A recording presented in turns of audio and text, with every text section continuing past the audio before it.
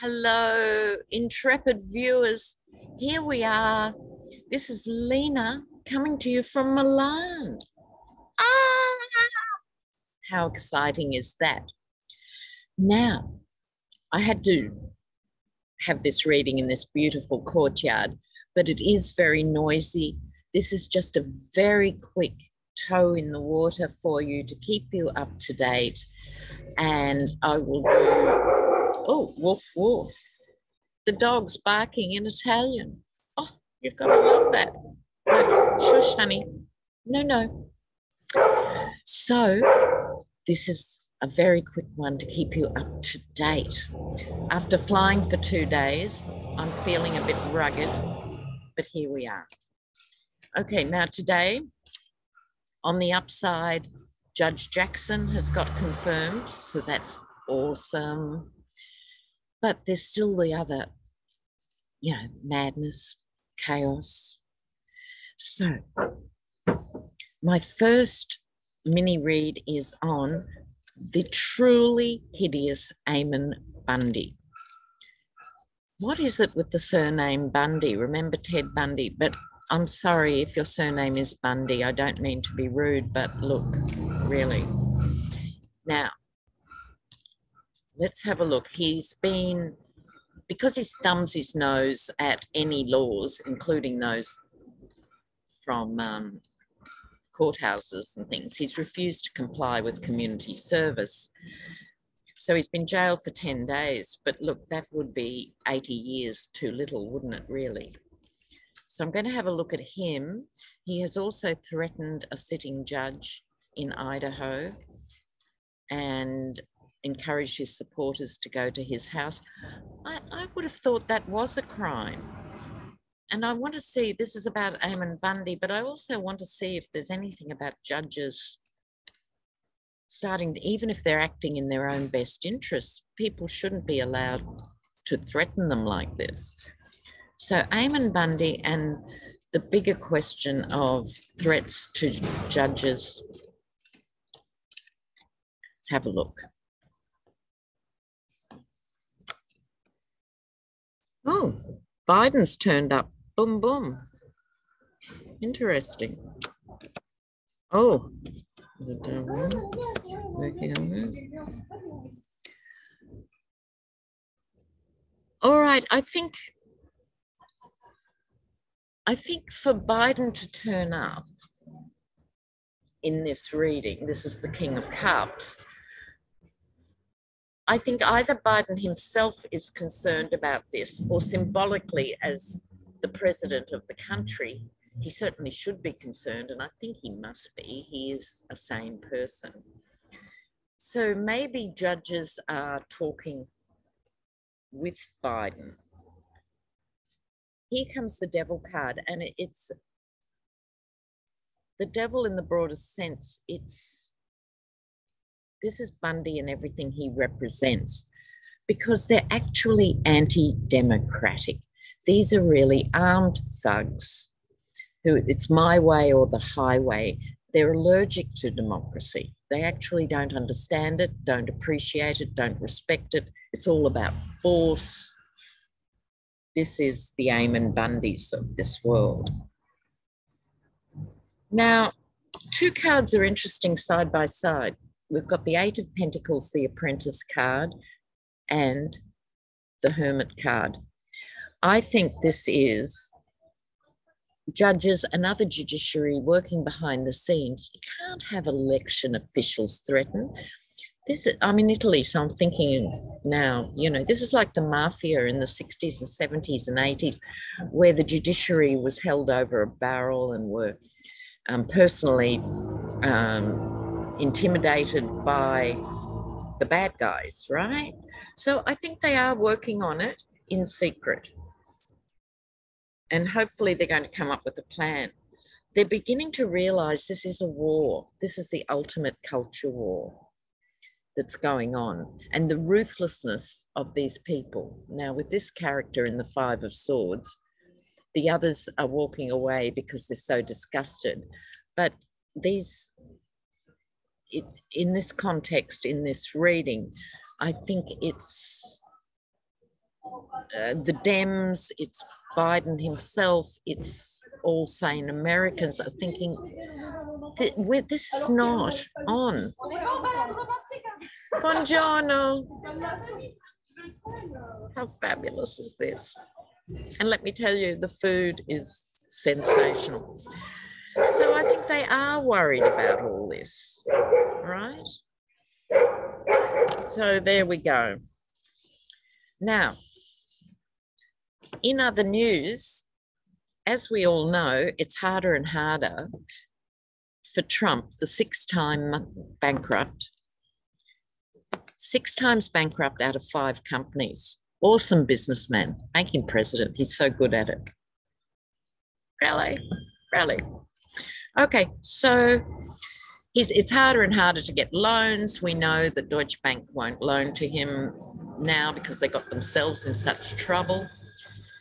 But he did manage to secure a loan on Trump Tower for $100 million recently. And who was that? I'm glad you asked. It's a never before heard of bank that's only online, like no bricks and mortar, that's operated out of Las Vegas. Yeah. So I think it's safe to assume this isn't a real bank. But anyway, he managed to get another $100 million. Wouldn't you love one of these banks to haul in what's owed? Ooh. But I'm going to look at Trump's loans, this bank, what's happening with the money, honey? What's happening with the money? Now, it's been bailed out. Oh, dark money. Why am I surprised to live the highlight? Oh. Ha. Okay. Now, this is his knight in shining armor coming to his rescue yet again. It's not called the Teflon Don for nothing. Yet again, someone else has waded in. As I was saying, I don't think this is a bank at all. The only card in the tarot with black pentacles. So this is dark money in this context. I think this is, I think it's a money laundering operation. It's not a bank.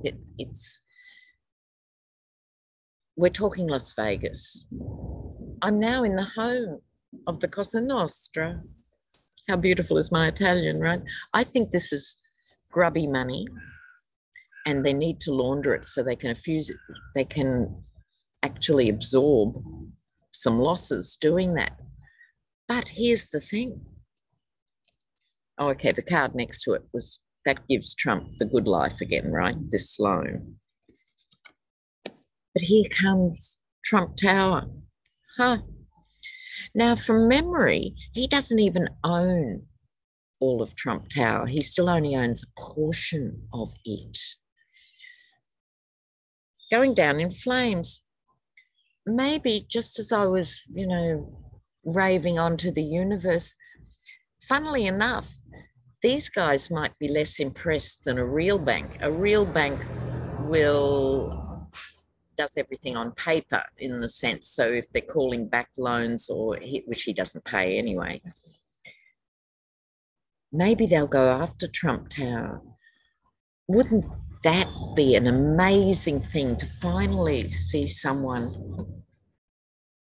it go into, what do they call it, forfeiture or something, when you seize the assets of a big-time debtor. Oh, it'd be worth most of this anguish, wouldn't it, to see Trump Tower and or Mar-a-Lago go? Because I'm sure Mar-a-Lago is the same because he doesn't own anything really. Oh, wouldn't that be bliss? Well, dare to hope, dare to dream. And now, on a more serious note, we have to have a look at Russia and Ukraine. I'll just see how they're both going. Now, you'd have to think that it's not going to end immediately. I don't think any of the serious commentators think it's going to be a long war, but it's way too long if you're Ukrainian already. It's sort of, yeah, it's a thing. So I'm going to look at Ukraine and look at Russia. And of course, the stories coming out now of the atrocities that are being done. Just give these a bit of an extra mix. Okay, so let's see what's happening. Ukraine and Russia.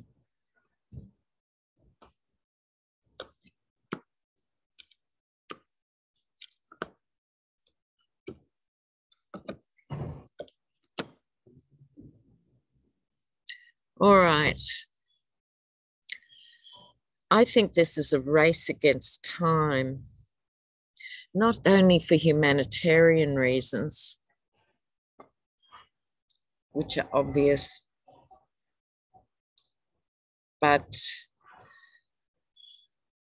why I think it's a race against time.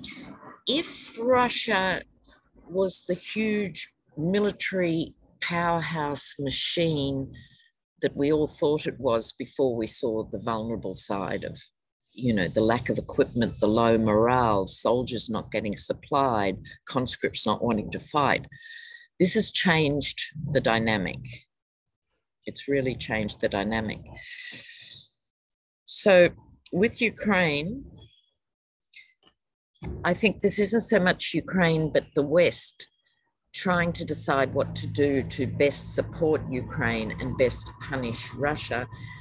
And it's a bit circular now. At the very beginning, extraordinary things happened really quickly. Every day we heard amazing things that they were doing. Now they've pulled all those out. It's a slower, more conflicted process. This is the Five of Wands. What else can we do? Should we do that? No, we can't do that. Well, we'll do that, but we won't do that. It's sort of going around in circles a bit for Ukraine. They have got the Knight of Wands. So there's room for optimism there that their sheer strength and tenacity is holding up, and God knows it's being tested. Then the Dove of Peace and the relief of the Ace of Cups. So that's Ukraine. Russia, not so much. This is, I think, literally the Russian people, because they are bearing the brunt of all the Western sanctions, as we know. Now, although older Russians particularly, they're used to state TV, which is Russia's version of Fox, right? They just get fed this stuff routinely, although older Russians still are believing the line out of Putin's lips that, we had to do this and we're winning. The sanctions are really biting. And some commentator said, a Russian commentator said, the fridge will talk louder than the TV, and that sort of went straight into my brain. In other words, the sanctions will bite hard, and that's when people will begin to doubt it. The sword of truth. Now I'm not having ads on my channel anymore. I can say this is the cutting through the bullshit card, right? Okay, so the truth will win out. Now, we've got two crowns. We've got the Tower. Okay, Putin, by doing this, has actually sealed his own fate. Here's his emperor crown getting pierced. Here's the crown coming off the Tower. I think Russia will never be the same again after this. It will never be the same again. It will be the end. I don't actually see the Russian people rising up en masse. I think it's more a deterioration and a rot going down rather than up. I'm still very concerned about who is going to replace Putin. He can cling on for now, but his days are numbered. All right then, intrepid viewers, I will say arrivederci for now. And my next video will come to you from Greece. Mwah! How good is that news? So thank you for hanging in. I really, really, really love the comments. So keep those comments happening. Love you. Okay. Bye. Ciao. Ciao.